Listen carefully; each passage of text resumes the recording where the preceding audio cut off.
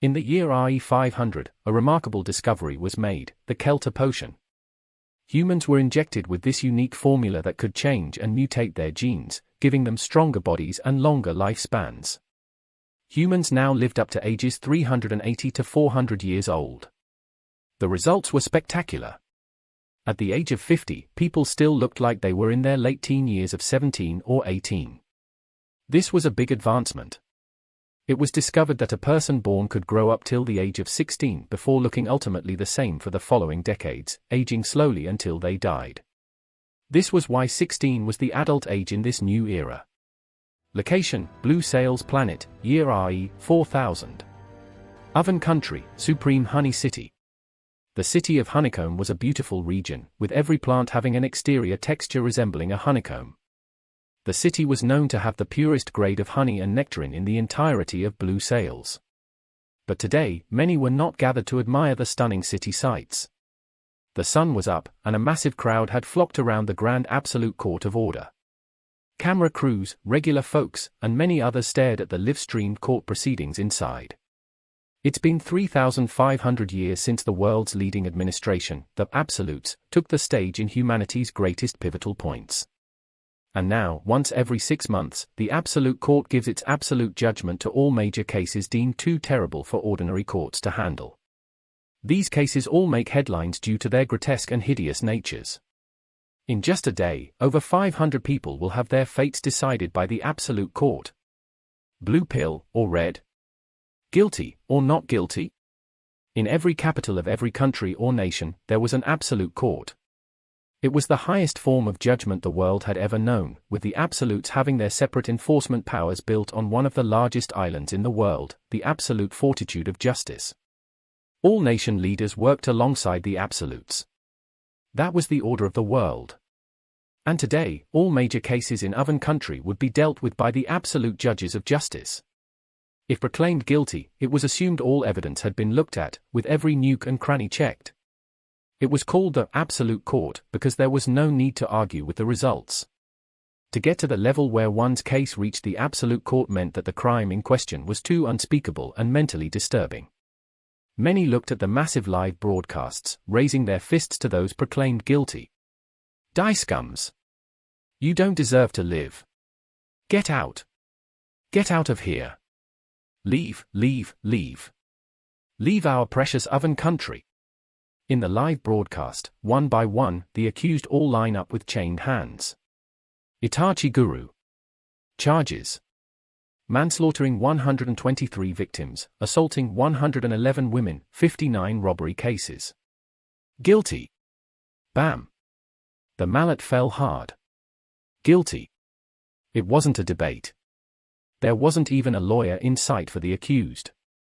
This was the Absolute Court. They were never wrong. Next. The chief judge didn't even raise his head at the lineup of accused persons, reading each sentence and passing the accused's file to the side. And seated beside him were 9 other judges in immaculate white attires, who all sat in absolute silence. Their faces were expressionless. They stared at every accused person with cold eyes that could chill a fish to a popsicle.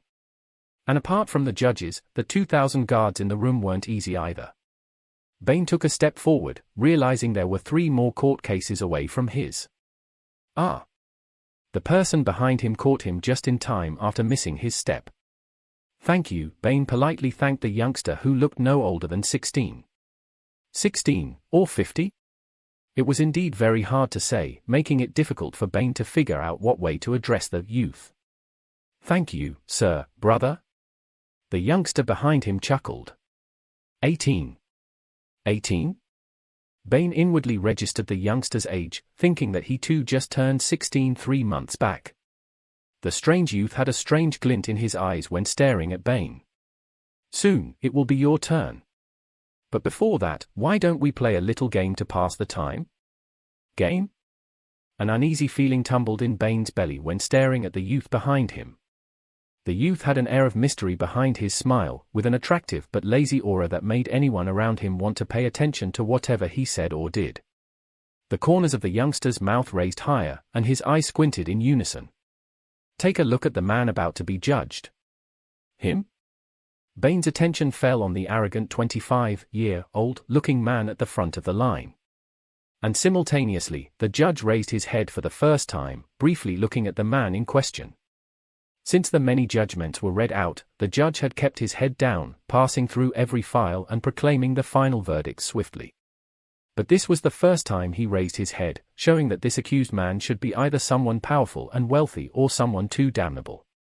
Chico Pollard, age 87. Charged with slaughtering 19 entire households and selling 67 women and children in trafficking.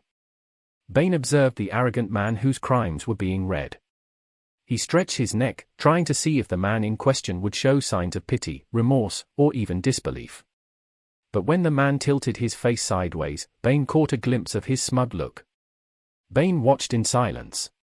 From the man's deposition, he was likely guilty. In that case, the absolutes would never let him go. The mysterious youngster behind Bain chuckled, seeing his naive but firm expression. The absolutes.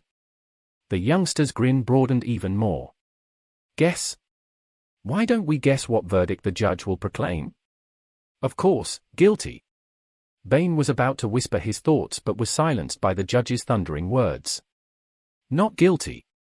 Bam! The mallet slammed on the table, and the judge lightly coughed. And thought nothing of it. Bain could see the judge was hiding his emotions. Next. Bain stepped forward in a daze. Weren't the absolutes the true symbol of justice? Weren't they the protectors who swore to bring all true criminals to justice? The youth behind Bain licked his lips with a hint of enjoyment, watching Bain's many expressions. When the veil comes undone, the world's true nature shines. This world called Blue Sails was a rotten one.